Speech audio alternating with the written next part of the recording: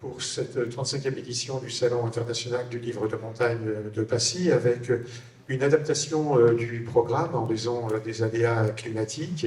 Et nous recevons là ce midi Éric Hasselborn, que nous avions déjà reçu il y a plusieurs années pour son invention du Mont Blanc et qui publie cette année une véritable somme magnifique, Mont Blanc, le grand tour aux glacières, aux éditions du Mont Blanc Catherine d'Estivelle.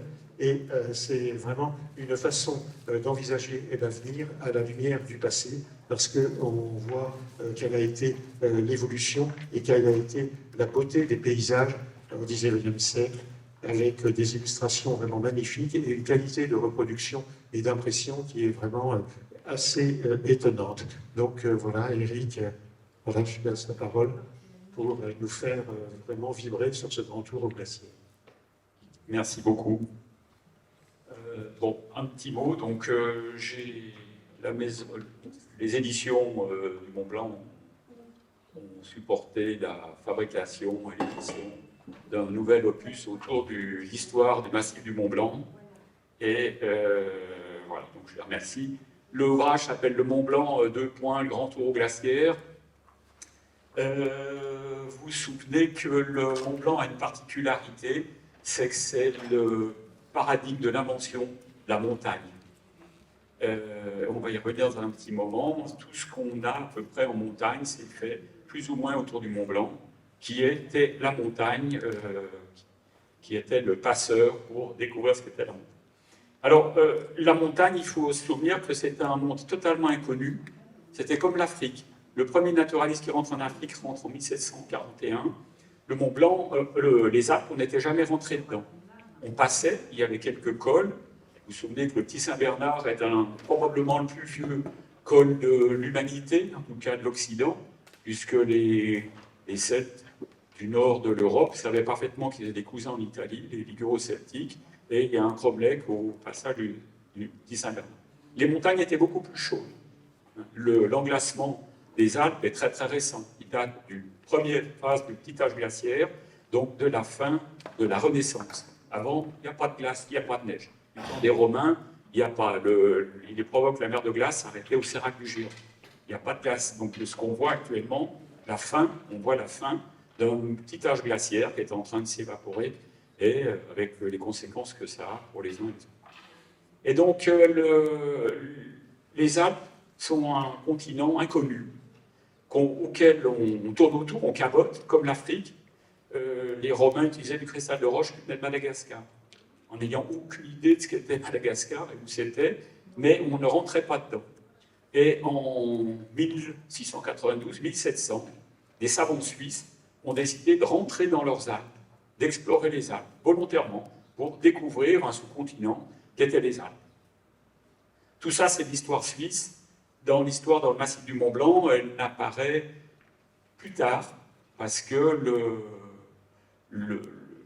les Alpes suisses, c'est vraiment toutes les Alpes. Enfin, la Suisse est vraiment contenue dans les Alpes, alors que les Alpes du Mont Blanc, à l'époque, appartiennent au duché du Piémont, au royaume du Piémont, et c'est vraiment le bout du monde. Et donc, à la fin au XVIIIe siècle, apparaît un mouvement majeur pour l'humanité qui s'appelle les Lumières. Les Lumières, c'est quoi, globalement? C'est des esprits savants, des esprits cultivés, qui veulent s'extraire de ce qu'on pourrait appeler l'ancien monde, c'est-à-dire qu'on ne pensait pas, on ne réfléchissait pas, et qui, au moment des Lumières, décident de penser par eux-mêmes. Alors, je ne suis pas spécialiste des Lumières, et puis les Lumières, c'est tellement important en matière de littérature, de droit, de tout ça, que les Lumières, au point de vue géographie, c'est à la marge. Mais dans ce phénomène des Lumières, qui va révolutionner notre être, qui va faire l'être moderne, nous sommes tous les héritiers des Lumières, vous savez combien cet héritage des Lumières est peut-être cabossé par ci, par ça, par ni, par là tous les jours actuellement, puisque les religions sont très présentes, veulent rentrer elles avaient été jetées par la porte, elles veulent rentrer par la fenêtre, des philosophies non occidentales veulent aussi prendre leur place, veulent nous expliquer ci et ça. Donc les Lumières, dans la démarche des Lumières, qu'est-ce qu'on doit faire, qu'est-ce qu'on fait? On va explorer le monde. La première étape pour comprendre le monde, c'est de l'explorer, c'est le XVIIIe siècle. Donc on fait une exploration géographique, on fait une exploration en histoire naturelle, en géographie, en tout ça. Alors, le Grand Tour, qu'est-ce que c'est que le Grand Tour? Le Grand Tour, c'est un mot français qui a été britannisé. Vers 1670, le roi d'Angleterre embauche un précepteur français qui s'appelle Lasselle et qui conceptualise la formation des étudiants. Il la formalise comment? À l'époque, donc, il y a les humanités et il n'y a pas d'université. Les humanités, ça apprend le latin, le grec, la Bible et tout ça, et puis ça s'arrêtait là. Et donc, il y a un besoin très important de savoir et d'éduquer non seulement les rois, mais aussi une partie de l'appareil aristocratique, mais aussi les gens riches. Les futurs décideurs doivent être formés. Et il écrit en toutes lettres, pour former nos jeunes après les humanités, il faut faire un grand tour et un Giro d'Italie, dans un ouvrage princeps de pédagogie. Et Lasselle, donc, crée le mot de grand tour. Il crée le mot de tour, exactement, et ce mot de tour va être britannisé, ça va créer un mot tout simple qui s'appelle le touriste. Et le mot tourisme est revenu en français, donc c'est une racine française, mais en fait c'est un mot britannique. Donc qu'est-ce que c'est quelqu'un qui fait un grand tour? On en a deux catégories, suivant à quelle époque on se présente. Il y a une première époque, donc c'est, comme on vient de le dire, c'est compléter les humanités et former les jeunes élites à aller en Europe ou plus loin. Et Lasselle écrit, c'est pas normal que les jeunes Britanniques, dont le futur héritier de la couronne d'Angleterre, ne sachent pas comment on vit sur le continent, aussi bien au point de vue alimentation, au point de vue politique, au point de vue pensée. Donc on expédie d'Europe, donc on en expédie évidemment de Grande-Bretagne, on va en expédier de France, on va en expédier de Pologne, d'Italie, partout, donc les élites. Les gamins vont partir avec un précepteur pour 1 an, 2 ans, 3 ans. Et les gamins, au lieu de faire une thèse, vont faire un résumé, vont écrire qu'est-ce qu'ils font tous les jours, qu'est-ce qu'ils voient, qu'est-ce qu'ils découvrent, et ils doivent se faire expliquer. Donc pour l'historien, c'est une mythe, puisque le gamin, il est allé voir les autochtones à Chamonix, il va voir les guides, puis il leur dit il y a ça, pourquoi il y a ça, et le gamin, enfin le jeune adulte, retransmet ça sous le couvert de son précepteur. Ce grand tour, il est d'abord à Rome, vous le savez, donc, qui était le paradigme de la culture, et puis il est en Grèce pour les plus savants, pour les plus religieux, il est à Jérusalem, pour les plus fanatiques d'histoire, il est aux Pyramides, et on part en Orient pendant 1 an, 2 ans, 3 ans. Dans ces grands touristes, une équipée fameuse, parce qu'ils vont être importants en Turquie, vient à Genève, et à Genève, il découvre qu'à Chamonix, il y a des glaciers et des cristaux, et il décide de venir à Chamonix. C'est la fameuse épopée de Wyndham et Pocock, donc en 1741. Ils vont venir avec leur précepteur, et vous vous souvenez de tout le folklore. Ils ont amené leur déguisement qu'ils ont ramené d'Istanbul, donc ils se déguisent en turc pour faire peur et surtout essayer de happer les jeunes filles à sa lanche. Donc ils montent un camp, et puis voilà, donc ils ont 18 ans, 19 ans, 20 ans, hein, donc ils sont, je dirais, en pleine bourre. Et donc ils vivent leur vie, et ils vont écrire le texte, et le texte est considéré comme novateur dès à l'époque à Genève, et il est remarqué à Genève de manière très importante. Donc ce premier texte de Grand Tour dans les Alpes. Ce Grand Tour, donc je vous ai dit tout à l'heure qu'on allait à Rome, et puis vers 1740, on s'aperçoit qu'il y a un truc très très important autour de nous, surtout qu'on est à nouveau en plein refroidissement, c'est qu'il y a les glaciers. Vous savez qu'on ne sait rien du froid à l'époque.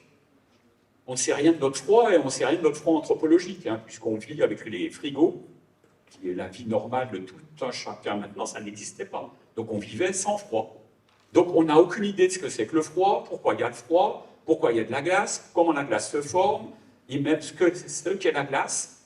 Et donc ça, c'est toute une épopée de découvrir ce qu'est la glace, comment on fait de la glace, pourquoi le glacier existe, comment sont les glaciers.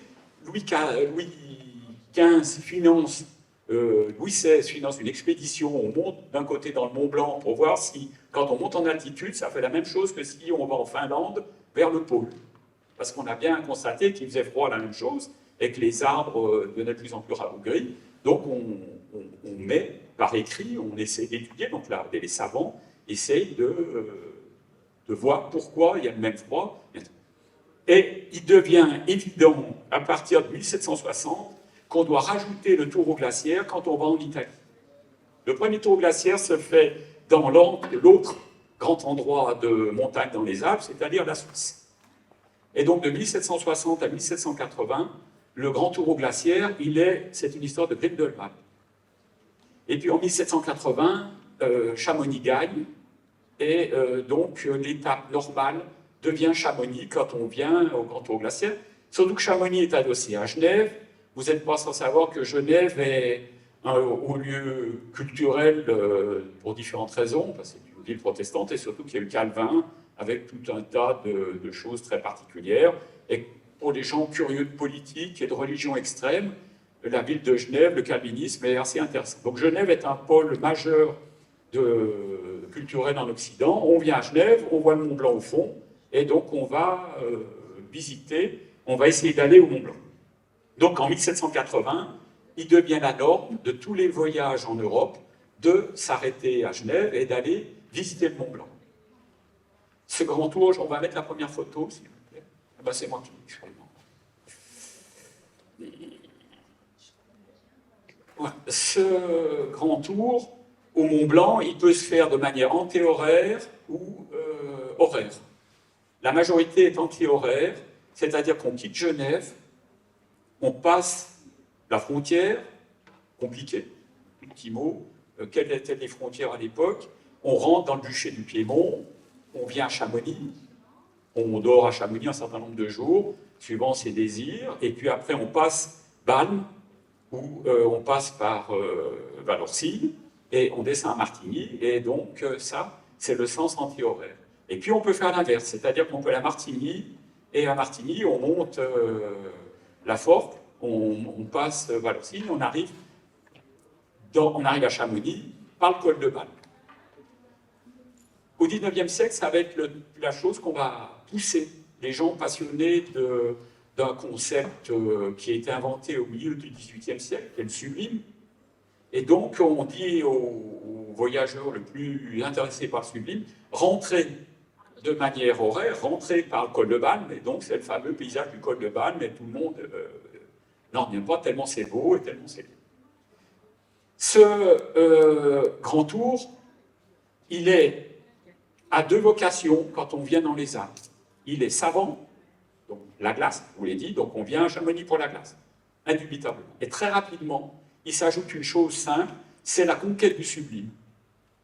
Qu'est-ce que c'est le sublime? C'est un gros problème des Lumières et du XVIIIe siècle. Et comment avoir une espèce d'orgasme intellectuel simplement en voyant quelque chose qui est beau? Et le comprendre, à l'époque, il n'y a aucun appareil biologique, psychanalytique, il n'y a rien.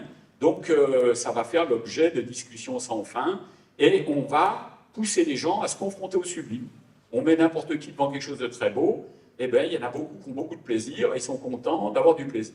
Donc ça, on va rajouter au grand tour le sublime, et comme dans ces grands touristes, il y a énormément d'écrivains, d'artistes, de poètes, de musiciens, tous ces gens-là sont très sensibles à ce sublime et à la qualité des paysages. Donc nous voilà partis pour le grand tour, on est à Genève quelque temps. Chamonix est en plein âge glaciaire, donc le climat est extrêmement mauvais. On n'a aucune idée de ce qu'est le climat comme il est en âge glaciaire à l'époque. Et donc aller à Chamonix c'est un problème, puisqu'il y a deux choses à résoudre, il y a les routes et le climat. Et énormément de grands touristes à Chamonix vont avoir un problème, c'est que le climat est tellement mauvais. Les gens viennent au mois d'août, 2 jours, 3 jours, il pleut, il neige tous les jours, ils repartent. Pas dégoûtés, ça faisait partie du jeu, et souvent ils sont fiers d'être venus, ils regrettent de ne pas avoir pu profiter des choses, et puis à un certain moment, un matin, ça s'est déchiré, c'est extraordinairement beau, et ils sont plus que rares. Il y a de nombreux grands touristes qui reviennent. À telle enseigne qu'en 1784, je crois, il y a 2200 visiteurs à Chamonix. Le surtourisme frappe déjà à l'époque, avec un équipage, avec des chevaux, enfin avec des mulets, tout un bazar. Et donc ce tourisme de fond, il a démarré très très tôt. C'est un tourisme d'élite, mais il y a donc un très grand nombre de choses. Et vous savez que classiquement les Savoyards sont des débrouillards. C'est des hommes qui ont les pieds sur terre, qui se débrouillent, et ils vont se débrouiller. Et c'est une des particularités de Chamonix, c'est que les Chamoniards vont toujours garder quasiment, être maîtres de leur destin. C'est eux qui vont monter leurs hôtels, les grands hôtels de Chamonix. On considère que le champagne est aussi bon qu'à Paris et que c'est incroyable. Au bout du monde, dans un endroit incroyable, où il n'y a pas de route pour aller, tout est bien. Et donc ils vont recevoir tous les rois, les futurs rois d'Europe. Le roi de France vient, il est un petit peu... Louis-Philippe vient, il est un petit peu paresseux, mais il n'a pas envie de monter à pied ou monter en verre. Mais disons que c'est la partie importante de Chamonix. Donc Chamonix se développe avec ses touristes et ses touristes développent Chamonix.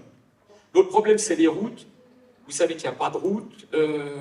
Chamonix donc, vient du latin campus minitus, champ fermé. Et donc on rentre à Chamonix du temps des gallo-romains par le col de Vose. On vient de Saint-Gervais. On ne rentre pas par le bas. Et puis, très tôt, vers 1740, on fait le premier chemin par Audagne. Donc on rentre par Audiane aux Ouches.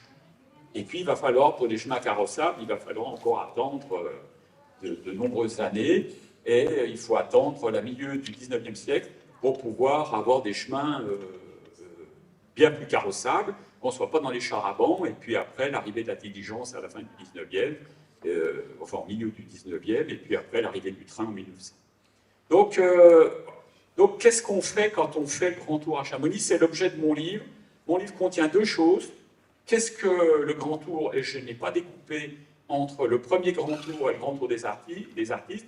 Et deuxièmement, la deuxième partie, c'est j'ai mis des images des glaciers avant qu'ils fondent. Donc c'est des images qui existent nulle part, qui ont été rassemblées nulle part. C'est qu'on a, grâce à quelques artistes majeurs, la vision des glaciers au moment où ils sont les plus grands. Quand est-ce que les glaciers sont les plus grands? Alors, c'est assez facile à deviner. Tout à l'heure, on a entendu parler des gens qui regardaient ce qu'il y a dans le sol et dans tout ça. Le petit âge, la deuxième phase du petit âge glaciaire s'arrête en 1816. Donc, la Terre se réchauffe de manière continue ou discontinue depuis 1816. Et vous allez me dire, est-ce que les glaciers diminuent à partir de 1816 à Chamonix? Pas du tout. Parce qu'il y a un volcan géant qui explose, qui s'appelle le Tambora, qui a explosé à nouveau il n'y a pas longtemps, je l'ai mis balader pour voir. Il y a un autre volcan, on ne sait pas où il est pour l'instant, qui vont ralentir le refroidissement par la quantité de poussière que ça met dans l'air. Et le réchauffement commence à Chamonix en 1822. Donc, ce réchauffement va altérer les glaciers. Et quand les premiers touristes viennent ici, les glaciers sont en plein bout. Les glaciers en face, quand on arrive dans la vallée aux Ouches, les glaciers qui sont au-dessus apparaissent quand Saussure arrive, en 1760. Le glacier des Bossons, à l'époque, est court. Il allonge jusqu'en 1820. Et vous vous souvenez qu'on a construit un hôtel au bord de la route parce qu'on pensait à une époque qu'on ne pourrait pas passer la nuit, que le glacier des Bossons viendrait couper l'arbre dans les années 1820, puisque ça pousse, et ça pousse gigantesque. J'ai publié dans mon premier ouvrage, ça avait poussé de 500 mètres en 4 ans. Donc les glaciers avançaient, et on avait la trouille, puisque vous savez qu'en 1816, il y a eu la catastrophe à Martigny, qui a été détruite avec des milliers de morts, parce que la glace avait barré la rivière, et ça s'était effondré brusquement, malgré les travaux pour passer les choses. Et là, on a la trouille, parce que si ça barrait, le glacier barrait au Bosson, si l'eau s'accumulait, si un jour ça déchirait, les gens de Servoz et les gens de Passy, ça allait faire beaucoup d'eau. Et donc, quand on arrive, et vous voyez, ça c'est une des copies de la première image célèbre du Mont Blanc, qui est jamais faite et qui montre qu'on peut faire des images du Mont Blanc et les vendre à Paris. Elle est due à Baclair-Dalle, et Baclair-Dalle, je vous ai mis la date, c'était l'image qu'il a fait là, elle date de entre 1788 et 1789. Et pourquoi? Parce que Baclair-Dalle, c'est un gaillard très important. Ça va être l'homme le plus proche de Bonaparte puis de Napoléon. il est cartographe. Et on lui attribue indirectement la victoire d'Austerlitz. Pourquoi? Parce que comme il sait lire les cartes, il explique à Napoléon que si on bombarde la glace qui est en bas, les Russes qui marchent dans la glace vont se trouver dans l'eau glacée et vont y passer. Et ça, c'est pas clair. Il a l'autre réputation, c'est comme il dort à côté de Napoléon, et vous savez que Napoléon avait un sommeil infantile, c'est-à-dire il dormait, il marchait 4 heures, il dormait 1 heure, marchait 4 heures. Le beau Baclair d'Albe est condamné à ça. Et donc, c'est l'homme le plus près de Napoléon. Malheureusement, on n'a pas ses mémoires quotidiennes avec sa vie avec Napoléon. Ce Baclair d'Albe, il est très fort dessinateur aussi, et qui vient, pour des raisons que j'ignore, à Lausanne, s'installer en 1787. Et de Lausanne, à l'été 1789, il vient à Chamonix, et il va à la source du glacier des Bois, c'est-à-dire la langue terminale de la mer de glace, où il y avait une caverne. Cette caverne était considérée comme la septième merveille de l'Occident, c'est ce que j'ai expliqué dans mon autre ouvrage, et il est tellement subjugué par Chamonix qu'il s'installe à Sallanches. Donc un très important dessinateur et géographe va habiter Sallanches pendant 2 ans, c'est tout à fait inconnu, jusqu'en 1790. Il est révolutionnaire dans son esprit, il est pré-jacobin, donc il est dénoncé. Il y a des enquêtes de police, les curés de Sallanches, où il y a un très important monastère, le dénonce, enfin des importants abbayes le dénonce, mais comme il a des relations très haut placées, le gouvernement à Turin, le gouvernement royal, dit n'y touchez pas. Baclair d'Albe, c'est une vedette, on n'y touche pas. Et l'annonce de son ouvrage sur les planches qu'il va faire est faite à Turin, où il annonce qu'il va faire un ouvrage à planches sur le massif du Mont Blanc, à dessin. Cet ouvrage est très rare, il n'est pas cité dans le livre de Perret, tellement il est rare. C'est le plus bel ouvrage à planches qui existe sur le massif du Mont Blanc. Il est produit par Baclair. Alors Baclair d'Albe, comme je vous ai dit, je vous ai raconté que ça, la partie à Sallanches n'avait jamais été vraiment publiée. C'est quelque chose qui est tout à fait oublié. C'est intéressant, il existe même aux archives de Savoie les papiers comme quoi il est mis en prison, garde à vue, libéré, on est écrit sur un qu'il ne faut pas que le mette en cas. Et il a un autre avantage, ce Baclair d'Albe, c'est comme il est connu comme très fort dessinateur, tous les forts dessinateurs de Genève et d'Europe s'arrêtent chez lui. Et ils font même des voyages, ils font des voyages au glacier à Bretagne. Donc, ce Baclair d'Albe, l'ouvrage est lancé. Vous savez qu'en 1792, la Savoie est annexée par la France, et tout s'arrête. Tout s'arrête, parce que ici, c'est un peu quelque chose d'important pour Turin et pour Rome, pour Turin et pour Genève, les capitales autour, mais pour Paris, Chamonix, c'est rien, rien de rien. Et donc tout s'arrête, et son ouvrage à 18 planches n'est jamais s'arrête à 18 planches, et je n'ai pas pu trouver, je sais quelles sont les 6 dernières planches, elles existent quelque part, puisque dans le dictionnaire bibliographique de la Savoie, il est cité, mais je n'ai pas pu le trouver. Donc voilà cet ouvrage très rare, et il dessine ça. Et vous voyez, donc ça c'est une vue quand on monte au-dessus de Sallanches, vous voyez une cabane qui est là, ici vous avez le Prarion qui est devant, le début des Aiguilles Rouges, et puis bon, c'est un dessinateur, mais vous voyez la taille des glaciers. Et donc, voilà pour Baclair d'Albe. Donc le premier touriste à Chamonix, grand touriste, artiste, c'est Baclair d'Albe. Photo suivante. Ah, c'est moi. Je ne progresse pas, je suis concentré. Donc, vous vous souvenez que Saussure est un génie de l'humanité, c'est quelqu'un qui est un très fort physicien. Il va inventer l'hygromètre à cheveux, qu'il va tester dans le massif, en utilisant un cheveu de sa femme. Il a vu que si l'air était plus humide, le cheveu s'allongeait. Donc avec un capteur très sensible, il est capable, en étant étalonné, de savoir s'il y a de l'hygrométrie dans l'air ou pas. Saussure, c'est un vrai savant. C'est-à-dire que c'est quelqu'un, vous savez que l'esprit scientifique, c'est tout simple. On fait une conjecture, on pose une démarche technique pour vérifier la conjecture est juste ou fausse, et on analyse. Si elle est juste, ben, c'est qu'on avait probablement raison. Et si elle est fausse, on essaie de démontrer que c'est faux. C'est une des des difficultés de tout notre monde actuel, c'est que la démarche scientifique, il ne faut pas mélanger scientifique et démarche scientifique, et Saussure le met par écrit. On a tous ces archives où il dit « je veux vérifier que mon hygromètre marche », il le met tout par écrit. L'hygromètre s'allonge, je vais le transformer, on va le vérifier, je vais l'étalonner, est-ce que la température intervient? Oui, elle intervient. Est-ce que l'altitude intervient? Il va faire son état. Et donc, Saussure, vous vous souvenez que dans le premier ouvrage, il a inventé le Mont Blanc. Et il a inventé l'alpinisme, il a inventé la montagne, il a tout inventé. Qu'est-ce qu'il a inventé? Il a inventé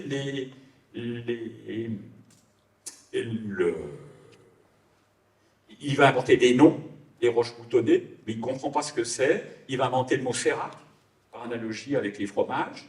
Il va inventer les moraines. Il va transformer le mot patois de marème en moraine. Donc le mot moraine moderne est comme ça. Il va lancer le mot glacier vraiment pour ce qu'il est, donc il va passer en langue britannique, et ainsi de suite. Mais Saussure, il fait plein de choses, il fait de la science, et il invente l'alpinisme, et il crée quoi en alpinisme? Il n'est pas intéressé du tout par l'alpinisme. Il est handicapé, il vient dans le Mont Blanc, il est âgé, il va mourir d'AVC avec une hypertension, donc aller au sommet du Mont Blanc, c'est très très difficile pour lui, il n'a aucun goût à marcher sur la glace, tout ça, la montagne, il l'a subi. Mais il veut absolument aller en haut pour, non pas le plaisir de grimper en haut, mais pour faire de la science. Et pour faire de la science, ben, il fait quoi? Il invente une espèce de forme d'alpinisme, enfin, ou de trek sur la glace, qu'il faut absolument y aller. Donc il crée les guides, le concept de guide, c'est lui qui le crée. Que fait le guide à l'époque? C'est un guide de trek qui s'occupe de tout. Quand il fait des tours dans les Alpes, il y a un guide qui circule 2 à 3 jours avant lui, qui sert de maréchal des logis, qui trouve où loger. Il a des muletiers derrière qui transportent ses pierres et ses papiers, ses documents, tout ce qu'il écrit. Donc il invente les guides et il fixe leur prix. Le prix des guides va rester stable jusqu'au milieu du 19e siècle, le prix qu'il a fixé à la journée.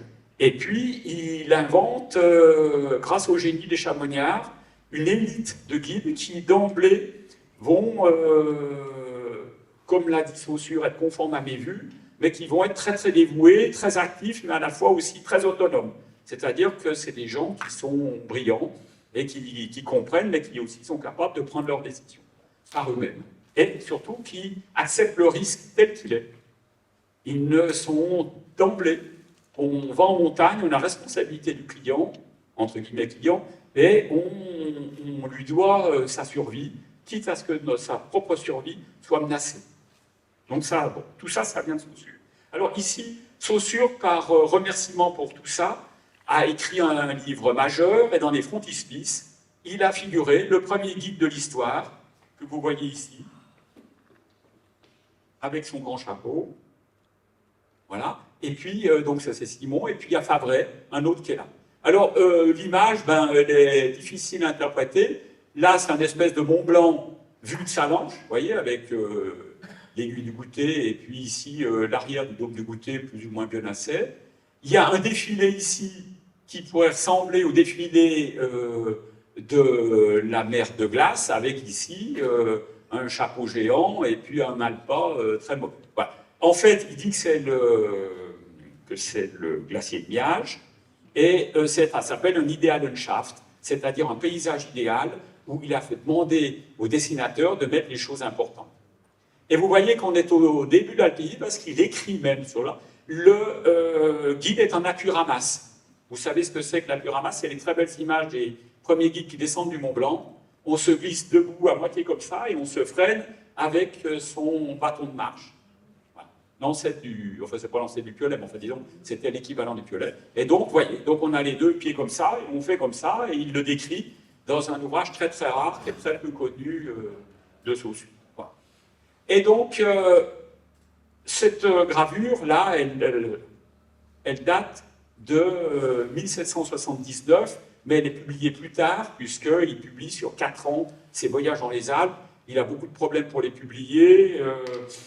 Vous vous souvenez que je vous avais dit que Saussure ne comprend pas l'épistémologie des images. Ce n'est pas un homme d'image du tout. Il ne collectionne pas les tableaux, il ne collectionne pas les images.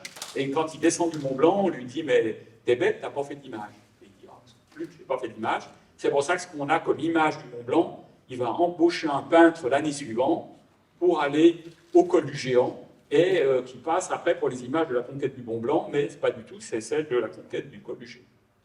Voilà. Donc, une deuxième image clé, il y a un gaillard qui s'appelle Jean-Antoine Linck, là, donc, qui est un Genevois, et là, qui a une petite trentaine d'années, quand il se lance dans la peinture, il est d'une famille de peintres. Son père est venu de Hollande, peintre à Genève. À Genève, il y avait toute une activité de peinture autour des montres, des fonds de montres, de la peinture sur or, tout ça, de mini-peinture. Et Linck, pour notre bonheur, il est non seulement peintre, mais il est amoureux des montagnes. Et donc, Jean-Antoine Linck est le deuxième peintre de l'humanité capable de peindre les glaciers. Le premier est un Suisse, et le deuxième est un Suisse. Maintenant, ben à l'époque, ce n'était pas un Suisse, c'était un Genevois. Et donc, il fait cette fameuse image qui est faite en 1814. Comment on le sait? Parce que ici, il y a la fonderie des mines de Servoz, avec la fonderie de plomb et argent, qui empoisonnait toute la région. Et vous voyez, ça fume comme une bête. Et ça fume très très peu de temps, ça fume qu'en août 14 à peu près, 1813, pardon.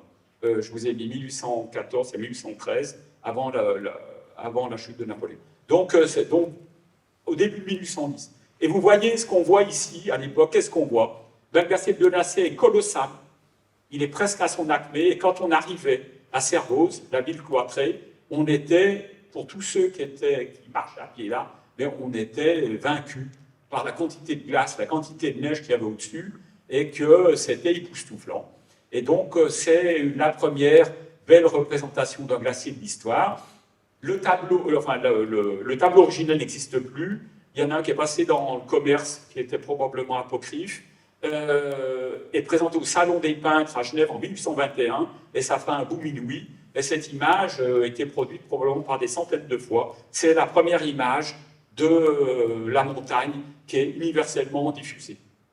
C'est-à-dire que tous les grands touristes vont à Genève et s'en payent. Il y a plein d'autres choses pour celui qui... Vous voyez, donc, ici, il y a le folklore du château qui est à Servoz. Il y a les îles en savoyard, les cuisses pour la Loire. Vous voyez, donc là, c'était pas aussi large que ça, mais c'était inondable. Comme l'était Chamonix, c'est vrai que Chamonix était inondé au moins 2 fois depuis que Chamonix existe. C'est que leur rivière était partout, et en cas de crue majeure, eh bien, ça revient partout. Voilà. Donc ça, voilà la deuxième image clé. Donc, Jean-Antoine Linck invente la représentation de la glace, et Jean-Antoine Linck est le premier peintre de l'histoire qui monte en montagne. Et il a plaisir à grimper dans les montagnes pour voir. Il subit moins la montagne, il veut y aller et il veut grimper à droite à gauche. Avec son frère Jean-Philippe Linck, dans l'ouvrage, vous verrez que j'ai figuré la première image d'alpinisme connue. Si j'avais su que je parlais un peu plus, je vous l'aurais mis ce soir, qui est à Genève. Et Jean-Philippe Linck, c'est difficile à lire à l'envers, il est probablement mort de la tuberculose. Il meurt en 1811-1812. Et il édite un autre livre à planche, totalement inconnu, sur le Val-Montjoie. Parce qu'il dit, on parle toujours de Chamonix, mais on ne parle jamais du Val-Montjoie. Il édite un livre avec une dizaine de planches sur le Val-Montjoie, dont je ne connais qu'une copie à Genève, et qui n'est même pas à la bibliothèque, qui est aux images, donc la bibliothèque d'images, donc qui est très difficile d'accès dans tous les sens du terme. Linck, donc je vous ai montré un Linck au début de sa carrière, au milieu de sa carrière, et puis Linck se lâche. C'est un vrai artiste et il progresse. Et vous voyez cette image extraordinaire qui est probablement sa plus belle image de glacier. Et vous voyez, qu'est-ce que vous voyez là? On est dans la moraine du glacier des Bossons, on est dans la partie terminale du glacier des Bossons. Vous vous souvenez que ça s'appelle les pinacles, là. Et donc, vous voyez un morceau de glace. Ce Linck sait parfaitement ce que c'est que les moraines. Et vous voyez qu'il a mis le bout de moraine qui se recouvre le glacier, il l'a laissé sur le bloc, là, qui vient de se fragmenter, et à travers, il a figuré la chute de glace, de la mer de glace et du glacier des Bois. Oui. Et puis ici, là il y a les drues, et puis il y a là l'arête avec le pas de chèvre et tout ça. Voilà. Et vous voyez qu'il a même figuré ici, par là, un tout petit glacier qui n'existe plus du tout. Et donc là, cette œuvre, elle est conservée en Italie. Il a peint pas mal d'œuvres de glace, pour le plaisir de peindre de la glace. Et ça, c'est extrêmement moderne, parce qu'avant, peindre de la glace, ça paraissait... Ce glacier des Bossons, pour les touristes, il est génial. Parce qu'on peut aller, on va non seulement à la mer de glace, mais aussi on va au glacier des Bossons et on peut faire des traversées. Et à l'époque, les guides organisent 3 traversées des glaciers des Bossons, suivant les niveaux, il n'y a pas de sérac. Et là, tout le premier jour à Chamonix, hop, les guides emmènent tous les touristes toucher la glace là et voir les pinacles gigantesques qu'il y avait là qui étaient très importants.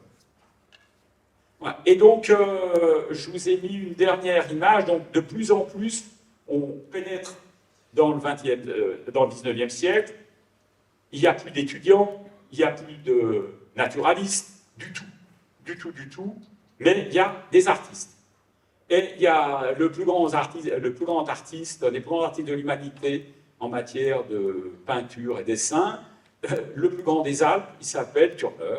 C'est le fameux Britannique, et ce Britannique fait 2 grands voyages en Savoie, vient à Chamonix, et là repasse par le col du Bonhomme et descend en bas de la Hoste, et fait 2 voyages. Il en fait un vers 1800, juste après la chute de Napoléon, et 1815-16, par là, et puis il en fait un en 1836. Et donc, Turner, on est au début du romantisme, vous connaissez tous Turner, les peintures incroyables, les vues incroyables, et il fait des livres entiers de dessins dans ses voyages, qui sont conservés pratiquement tous à Londres, à la Tate Gallery, où ils ont été donnés dans la succession de Turner par John Ruskin. Et donc, c'est un truc fantastique. Alors, cette image classique, je l'ai mis là, simplement, Ruskin l'avait interprétée comme de son premier voyage. Le bâtiment ici est en construction en 1835. Donc, ce n'est pas une image de 1816, c'est forcément une image de 1836. Et vous voyez, là, c'est le bout des aiguilles rouges. Donc, c'est la fin des aiguilles rouges. Là, il faut qu'on demande à Bono, c'est l'aiguille de mesure, pourquoi c'est de l'extrême bout. Et donc voilà. Et donc, Turner va peindre un nombre... et donc, c'est le plus grand touriste, peintre, artiste du 19e siècle, qui va être non surpassé. Malheureusement pour les Chamonniards, il peint surtout le Val d'Aoste. On a un livre entier de Val d'Aoste. Alors, Turner, c'est un génie. Il ne peint pas en voyant, il peint de mémoire. D'abord, il est capable de pondre ça en grand format. C'est l'un des aquarellistes de plus grand format de l'humanité. Donc ça fait, peut-être le dessin originel, fait 50 par 60 ou 80 mètres, des formats gigantesques.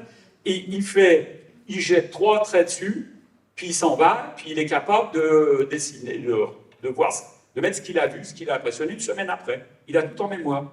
Il a une mémoire visuelle colossale.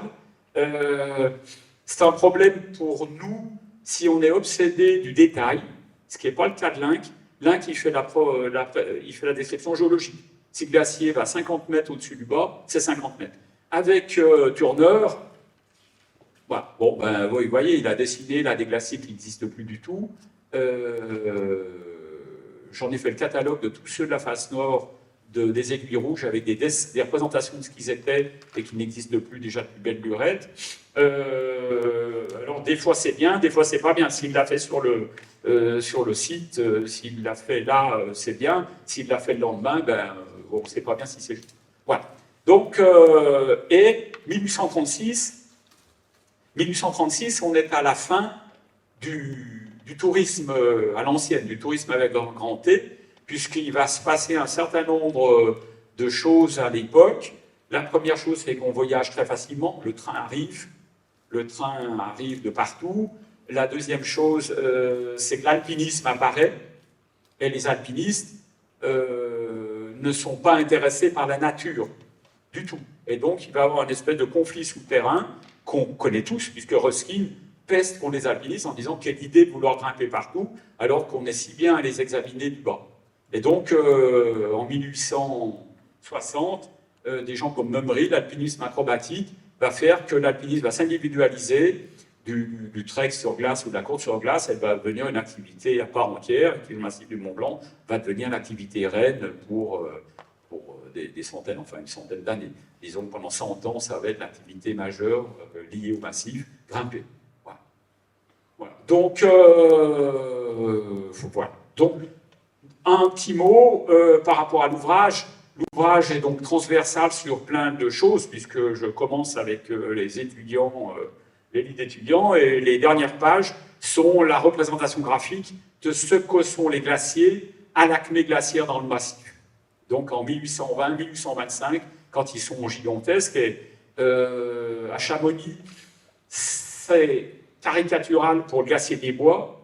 Le glacier des Bois disparaît vers 1870. Il faut savoir qu'en 1880, la mer de glace a reculé d'1,2 km. Elle a reculé autant qu'entre 1870 et 1970. Et puis bon, il y a une accélération depuis 1970, mais là, le recul est colossal. Et il va produire des écrits. On a plusieurs écrits à Chamonix, très rares, en disant c'est une catastrophe, nos glaciers fondent, qu'est-ce qui se passe? Et il y a même un texte que j'avais publié dans le premier ouvrage d'un patron de la Société de météorologie de France, un curé d'Annecy, directeur de l'hôpital d'Annecy, qui essaie d'expliquer pourquoi les glaciers fondent. Et il dit, trop de routes, on coupe trop d'arbres, il y a trop de vaches, enfin, donc en 1870, hein, donc bien avant les discours officiels de maintenant. Et donc comme toutes ces choses-là, pour ceux qui acquéreront l'ouvrage, l'iconographie est extrêmement soigneuse. J'ai parcouru, j'ai folâtré, j'ai bénéficié probablement d'avoir lu, d'avoir vu peut-être 60-70% de tout ce qui est image ancienne autour du Mont Blanc. En sachant que le Mont Blanc est probablement la chose sur Terre la plus dessinée avant la photographie. Nulle part vous trouvez quelque chose d'humain ou pas humain qui a autant de dessins. Il y a des milliers de représentations du Mont Blanc, dans tous les sens, de partout. Il y en a dans tous les sens. Bien sûr qu'il y a le sommet du Mont Blanc pour les fanatiques, mais il y a aussi tout ce qui est autour du Mont Blanc et surtout la glace, les glaciers, tout ça, qui font que... Voilà, donc je peux vous encourager pour ceux qui aiment le massif et les images, acquérir l'ouvrage, et voilà, pour le bénéfice de mes éditeurs. Voilà. S'il y a d'autres, quelqu'un qui a posé une question.